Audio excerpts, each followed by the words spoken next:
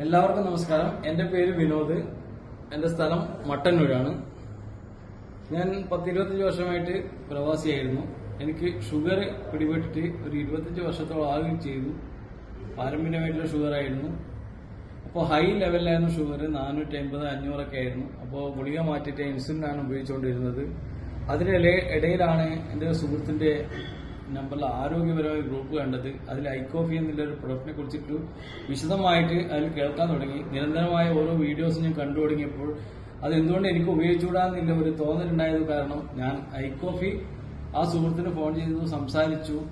അവരെ മുതിർന്ന ആളുമായിട്ട് സംസാരിച്ചിട്ട് ബന്ധപ്പെട്ടപ്പോൾ അത് അന്ന് തന്നെ അതിന്റെ എമൗണ്ട് നോക്കാതെ വേണ്ടി ഞാൻ അത് ഉപയോഗിച്ചപ്പോൾ എന്റെ ആരോഗ്യത്തിന് കൂടുതൽ ഗുണം ചെയ്തൊരു പ്രോഡക്റ്റാണ് ഐക്കോഫി എന്ന് പറയുന്നത്. ഇത് ഉപയോഗിച്ച ശേഷം ഞാൻ ഇൻസുലിൻ നിർത്തിയിരുന്നു. പക്ഷെങ്കിൽ ഒരു കാരണവശാലും ഇതിന്റെ കൂടെ മരുന്ന് നിർത്താൻ പാടില്ലായിരുന്നു ഇതിന്റെ ആൾക്കാർ എന്നോട് പറഞ്ഞിരുന്നു. പക്ഷെങ്കിൽ ഞാൻ നിർത്തിയത് കാരണം ഷുഗർ കുറച്ച് കൂടി, നല്ല രീതിയിൽ തന്നെ കൂടിയെന്ന് പറയാം. പക്ഷേ ഹോസ്പിറ്റലിൽ ഞാൻ അഡ്മിറ്റ് ആയപ്പോൾ എന്റെ ഡോക്ടർ പറഞ്ഞത് നിങ്ങൾക്ക് ഷുഗർ ലെവല് H1C 18% ആയിട്ടുണ്ട്, $1000 ഷുഗർ വന്നിട്ടുണ്ട്, നിങ്ങളുടെ ബോഡിയുടെ എല്ലാ കാര്യങ്ങളും വീക്കായിരിക്കാം എന്നുള്ളതാണ് പറഞ്ഞത്. പക്ഷേ ദൈവസഹായത്താൽ എന്താണെന്ന് അറിയില്ല, ഡോക്ടർ പോലും അത്ഭുതപ്പെട്ടുപോയി.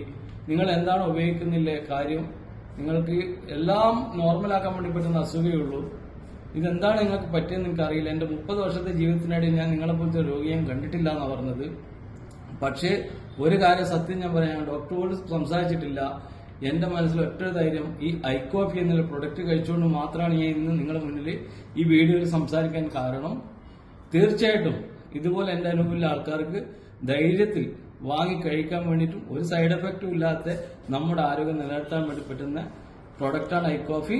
ഇന്ന് തന്നെ നിങ്ങൾ ഉപയോഗിച്ച് ശീലമാക്കാനാണ് എന്റെ അഭിപ്രായം.